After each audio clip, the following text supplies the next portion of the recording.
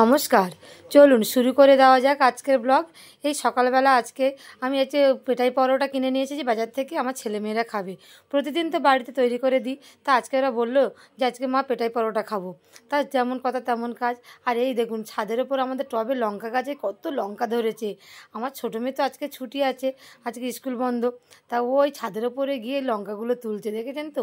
নিজেদের হাতে নিজেদের গাছে লাগানো সেই যে ফলটা যখন তোলা হয় কতটা ভালো লাগে। আর সরু সরু লঙ্কাগুলো কিন্তু বেশ ঝাল হয়েছে। ও আনন্দ করে আর থাকতে পারছে না। এই দেখুন কতগুলো লঙ্কা আবার পেকেও গিয়েছে। আর এই দুটো তিনটে গাছই আছে, তাতে কিন্তু বেশ ভালোই লঙ্কা দেয়। টুকটাক করে 2-4 দিন অন্তর অন্তর লঙ্কা তোলা হয়। দেখেছেন তো, 1 বাটি লঙ্কা প্রায় তোলা হয়ে গিয়েছে। আর তারপরে এই পেটাই পরোটা, ঘুগনি, আলুর দম নিয়ে এসে খাওয়া হচ্ছে। আর সবসময় লুচি পরোটা বাড়িতে করে দিচ্ছি। আজকে আমার ছেলেটা ছোটোবেলা থেকেই বলে ছেঁড়া ছেঁড়া পরোটা। ও এই পরোটাটা খেতে খুব ভালোবাসে। এক একদিন বাইরের জিনিস খাওয়াই যায়, কি বলেন আপনারা? এই পেটাই পরোটাটা এক এক জায়গায় এক এক রকম নাম। তারপর খাওয়া দাওয়া হয়ে গেল, আমি দুপুরে রান্নাই বসিয়ে দিচ্ছি। আজকে আমি আপনাদের সঙ্গে শেয়ার করে নেবো দই কাতলা। আর এখানে আমি এই কয়েক পিস মতন 6 পিস দই কাতলা করার জন্য এই কাতলা মাছের নিয়েছি দাগা। আর একটু নুন, হলুদ আর গোলমরিচের গুঁড়ো দিয়ে এটাকে একটু ম্যারিনেট করে রেখে দেবো। এইটা গোলমরিচের গুঁড়ো দিলে কিন্তু এটা খেতে বেশ ভালো লাগে। এই দেখুন, একটু 10 মিনিট মতো এইভাবে চাপা দেওয়া থাক, যাতে করে নুনটা এর ভেতরে চলে যায়। আর তারপর কড়াইতে সরষের তেল বসিয়ে দিয়েছি। একটু তেলটা বেশ ভালো করে গরম হয়ে গেলে তারপর মাছগুলোকে আমি উল্টে পাল্টে করে ভেজে নেব। আর এই মাছটা ভাজার জন্য কিন্তু খুব বেশি কড়া করে ভাজলে এর টেস্ট চলে যাবে, তাই বেশি কড়া করে কিন্তু আমি ভাজবো না। আজকে ছুটির দিন, সব বাড়ি আছে, তা একটু বেলা করে রান্নাটা হোক। আর পাশাপাশি প্রেসার কুকারে আমি একটু বাঁধাকপি সিদ্ধ করতে বসিয়ে দিয়েছি। আর এখন অসময়ের বাঁধাকপি তো এত সহজে সিদ্ধ হতে চায় না, কিন্তু একটু জল আর নুন দিয়ে বেশ ভালো করে ভাবিয়ে ফেলে দিলে নরমও হয় আর ওটা খেতেও বেশ ভালো লাগে। ওইভাবে বাঁধাকপিটা আমি রান্না করি, চিংড়ি দিয়েও করি বা ছোলা কড়াই দিয়ে করি। বাঁধাকপিটা বা মাছের মাথা দিয়ে করলেও বেশ ভালো লাগে খেতে। আর তারপর দেখুন মাছগুলো আমি একটা একটা করে এইভাবে উল্টো পাল্টা করে ভেজে নিচ্ছি। মাছ আমার ছেলেমেয়েরা খেতে চায় না খুব একটা, কিন্তু এইরকম একটু স্পেশাল মতো রান্না করে দিলে খেতে খুব ভালো লাগে। আর এমন আজকে দিনটা সকাল থেকে আমাদের এখানে মেন ফেলে দিয়ে কারেন্টের কাজ হচ্ছে, তাই মশলা করাটা মিক্সার মেশিনে খুবই অসুবিধে। তাই আমার মেয়ে এখানে কুড়ে করে দিচ্ছে পেঁয়াজটা, আর আমি এখানে কাজু বাদাম আর পোস্তটা নিচ্ছি। এটা কিন্তু আমাকে ছিলে ফেলেই বেটে নিতে হবে। এমনি সময় হলে আমি বেশ মিক্সার মেশিনে এটা বেটে নিতে পারতাম। আর তার সাথে বেশ 4টে আমি কাঁচা লঙ্কাও নিলাম। তাই হোক, কারেন্টের একটু অসুবিধে হয়েছে, তাই সকাল থেকে মেন ফেলে দিয়ে কাজটা করছে। আর কড়াইতে তেল দিয়ে আমি একটা পেঁয়াজ এখানে বেরেস্তা মতন ভেজে নেব। এটা কিন্তু দই কাতলাতে ওপর থেকে ছড়িয়ে দিলে খেতে খুব ভালো লাগবে। তা আমি এই তেলের কড়াইতে আগে থেকে ভেজে নিলাম। আর তারপর একটু টক দই আমি এখানে নিয়েছি।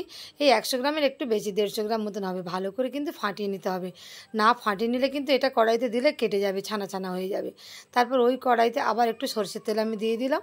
দিয়ে তারপর একটু গোটা গরম মশলা দিয়ে দেবো। দিয়ে তারপর শুকনো লঙ্কা আর তেজপাতা ফোড়ন দেবো। গোটা গরম মশলার ফ্লেভারটা কিন্তু দই কাতলাতে খেতে খুব ভালো লাগে।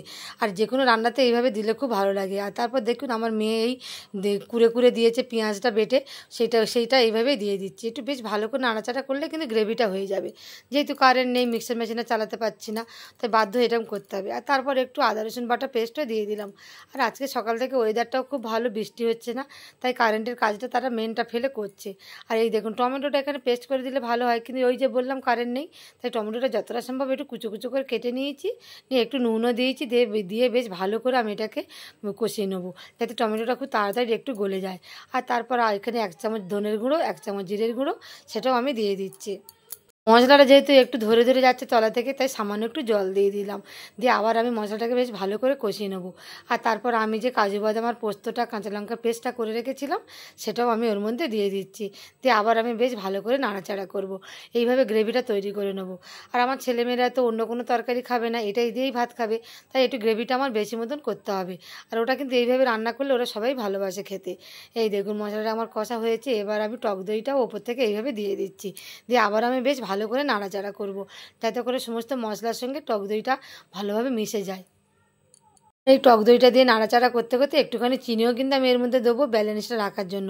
যেহেতু টমেটো পড়েছে, টক দই পড়েছে, তাই একটু টকটক হয়ে যাওয়ার সম্ভাবনা আছে। আর একটু চিনি দিলে কিন্তু খেতে খুব ভালো লাগবে। দিয়ে একটু চিনিটা দিয়ে আবার আমি বেশ ভালো করে নাড়াচাড়া করব। এই দেখুন আস্তে আস্তে এটা ফোটাও শুরু করে দিয়েছে। আর এবার আমি ওপর থেকে একটু জলটা দিয়ে দেবো এর মধ্যে। আমার বাকি নেই, এই মশলাটা একটু জল দিয়ে বেশ ভালো করে ফুটিয়ে নেবো। নিয়ে তার মধ্যে আমি এক এক করে মাছটা ছেড়ে দেবো। এখানে আমি সেই পোস্ত বাটা সেই শিল ধোয়া জলটা এর মধ্যে দিয়ে দিলাম। তরকারিতে কিন্তু বেশি হলুদ ব্যবহার করা যাবে না। মাছটা ভাজার সময় যেটুকু দিয়েছি, এখানে মাছ ভাজাতেও অনেকে হলুদ দেয় না, এই অল্প একটু হলুদ দিয়েছি যাতে আঁশটে গন্ধটা কেটে যায়। তারপর এক এক করে দেখুন আমার তরকারিটা জুসটা ফুটে উঠেছে, আমি মাছটা বেশ এর মধ্যে দিয়ে দিলাম। এবার একটু চাপা দিয়ে নামিয়ে রাখলে হয়ে যাবে। এই দেখুন আমার জুসটা কিন্তু বেশ ভালোভাবে ফুটে উঠেছে, দেখেছেন তো? আর বেশি সময় লাগবে না। আর নামানোর আগে কিন্তু অবশ্যই মনে করে একটু গরম মশলা দিতে হবে আর 1 চামচ ঘিও দিতে হবে, দিলে বেশ পারফেক্ট হয়ে গেল আমার আজকে দই কাতলা। আর গরম গরম ভাতে আর কি চাই। আর তারপর আমি একটা বোলের মধ্যে সবটা নামিয়ে নিচ্ছি। যে বেরেস্তাটা আমি এখানে ভেজে রেখেছিলাম, এই ওপর থেকে এটা ছড়িয়ে দিচ্ছি। এটা কিন্তু দেখতেও ভালো লাগে আর খাওয়ার সময় পাতে পড়লে সেটা খেতেও ভালো লাগবে। আপনারা চাইলে দিতে পারেন, না দিতেও পারেন। আর কয়েকটা কাঁচা লঙ্কা চিড়ে রেখেছিলাম, সেটাও আমি ওপর থেকে ছড়িয়ে দিলাম। ব্যাস তৈরি হয়ে গেল আজকের আমার দই কাতলা। আপনারা কিন্তু অবশ্যই একবার এইভাবে ট্রাই করবেন, দেখবেন খেতে খুব ভালো লাগবে। আর দুপুরবেলা আমি একটু নিম পাতা ভাজা করে নিয়েছিলাম, কাঁচা লঙ্কা দিয়ে নুন দিয়ে সরষে তেল দিয়ে কিন্তু খেতে খুব ভালো লাগে। আর চিংড়ি দিয়ে বাঁধাকপি চচ্চড়ি করেছি আর দই কাতলা। তাহলে কেমন লাগলো আজকে আমার এই ভিডিওটি ভালো লাগলে সবাই কিন্তু একটা লাইক করবেন আর কমেন্ট করবেন, আর পেজটিকে ফলো করে পাশে থাকবেন। আপনাদের সঙ্গে দেখা হচ্ছে আবার পরের ভিডিওয়ে।